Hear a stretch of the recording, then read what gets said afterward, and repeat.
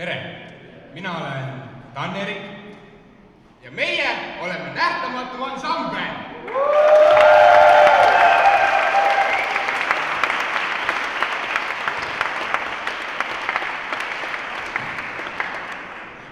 Nii, kuna meie etteaste nimi on Auto Remo, siis alustamegi kohe palast, mille nimi on Auto Remo. Põhimõtteliselt käisime sõpradega mööda teed, mööda autoteed ja see oli selline tee, mis läks niimoodi põldude vahelt ümberringi, olid ainult põllud. Ja kuidas see nüüd oligi? Ja siis oli üks kõrvaltee, see oli natukene mullasem. Ja siis seal oli üks aia peal oli silt autoremont, aga see silt oli katki. Ja sellepärast oli seal kirjas Auto Remo. Ja siis ma ütlesin, sellel sildil läheks sildi Remo vaja. Minu järgmine lugu on sellest, see pole lugu, vaid kas te teadsite, kust on pärit ingliskeelne väljend riding shotgun? See on väga huvitav. See on pärit Meksikust läänest, kus, teate küll, Meksikust läänes olid postitõllad ja neid ähvardasid pidevalt bandiidid. Ja sellepärast, see, kes juhtis seda tõlda, seal olid ratsmed käes ja siis ei saanud tulistada bandiitide pihta. Ja siis pidi keegi tema kõrval istuma ja tema oli siis pumpis käes ja siis selle kohta öeldigi riding shotgun ja siis sellest ongi pärit abiõil istumine on riding shotgun. Nii. Järgmine pala on sellest, kuidas ma käisin enda vennaga ükskord Kumus filmi vaatamas. See oli sügisel, eelmisel aastal. Ja kui me siis olime filmi ära vaadanud ja sõitsime koju mööda Pirita ringrada, siis ausõna me nägime Pirita metsa äärt oli pargitud, tuled kustus vanalinna sinine rong. Ja see oli nali, see oli päriselt seal. See oli lihtsalt seal metsa kõrval, tuled kustus ühtegi inimest ei olnud juures. See vanalinna sinine rong oli lihtsalt puude kõrval. Ja see oli nagu täiesti wow. Järgmine lugu on sellest, kuidas ma olin Saaremaal. Ma sõitsin rattaga suvilast natuke eemale ja jätsin ratta pangale. Ja siis läksin mööda ühte rada, või see oli nagu tee rohkem, see oli nagu inimese tehtud, see on loomarada. Ja see oli täiesti sammalt täiskasvanud. Ning läksin mööda seda rada metsa ja nägin kaugel puude vahel üks maja. See tundus nagu tõsiselt suur maja, nagu mitmekorruseline maja ja see tundub üldse nagu suvila. Et ma ei saanud aru, miks see metsa keskel on. Ja siis ma otsustasin sinna juurde hiilida ja ma kuulsin kaugusest mingit mootorsaagi. Ja ma nägin, et selle maja õuel oli ka hiljuti saetud, oli puid hiljuti saetud. Ja ma oletasin selle maja omanik kusagil kaugemal saemetkel. Ja siis ma hiilisin, oksad nagu taaldadel praksusid ja lõpuks ma jõudsin sinna maja õuele. Ja ma avastasin, et see maja on tegelikult paari ruutmeetri suurune ja polegi kahte korrast. Ja see oli nagu täiega illusioon. Ega mõelge, et sa nagu näed puude vahelt, et on nagu hiigel suur maja, mitte hiigel suur, aga nagu elumaja. Ja jõuad sinna juurde ja tegelikult see on nagu ühe inimese suvila, kui ta puude vahelt välja tuleb. See on nagu täiesti pahviks.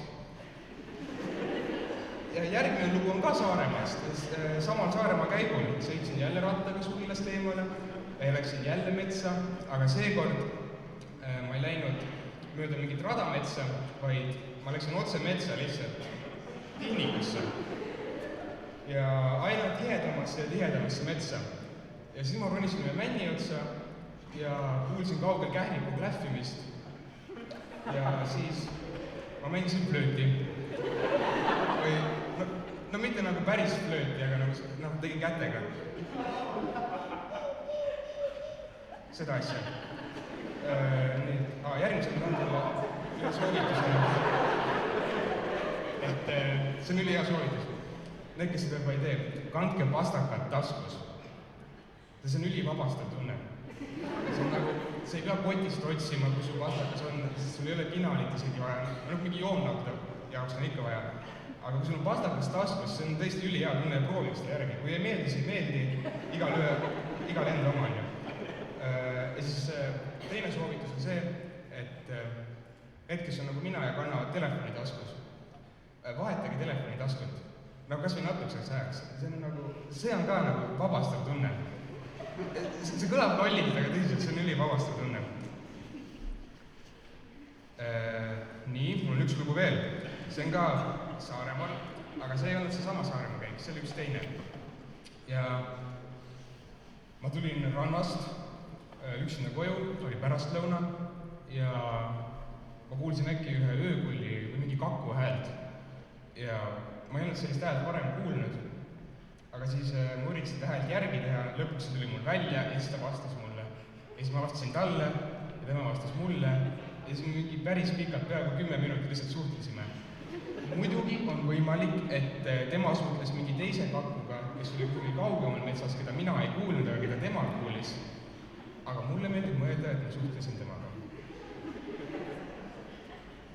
Nii, mul on mingi paar asja veel, mida tahad, et ma räägin, siis ma võin rääkida. Kas keegi tahab, et ma räägiksin veel? Okay. Näiteks, ma tegin täna inglise keeles ühe esitluse ja ma rääkisin harakatest. Ja siis oli huvitavaid harakafakte.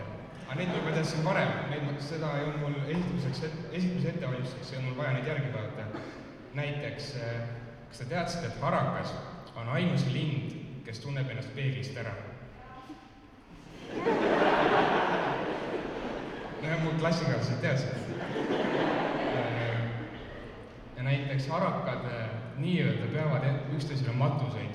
Et kui üks harakas sureb, siis teised harakad kogunevad ringi ja selle surnud haraka ümber ja kraaksuvad tema ümber ja niimoodi õrnalt nokivad seda surnu keha. Ja siis lõpuks, see kestab mitu tundi ja lõpuks nad viivad selle keha minema kuhugile natuke kaitstud kohta. Ja paljud teadlased räägivad, et see on sellepärast, et nad tahavad teada saada, kuidas nende kaaslane suri, et nad saaksid ise seda ohtu tulevikus vältida.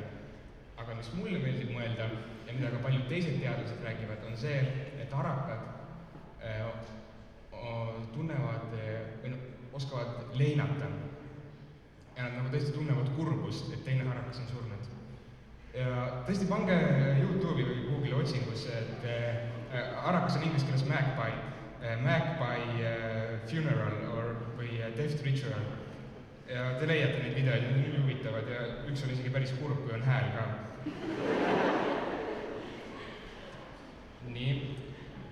Mul väga palju rohkem pole, aga ma võin veel härrasmeestele või poistele ühe soovituse anda.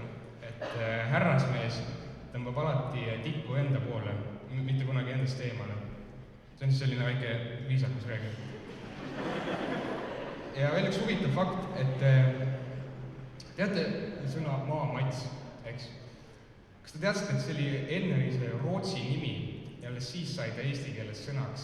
Nimelt Rootsi ajal oli ta väga popp Rootsi nimi ja paljud eestlased, nagu Eesti talupojad hakkasid ka endale nimeks panema Mats ja siis terve maa oli matse täis.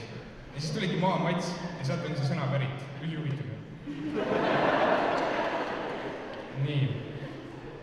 Mul rohkem midagi väga pole, et ma oleks võinud vist rohkem ette valmistada, sest teile väga meeldis, ma seda ei näinud ette. Ma tänan teid ja see on kõik.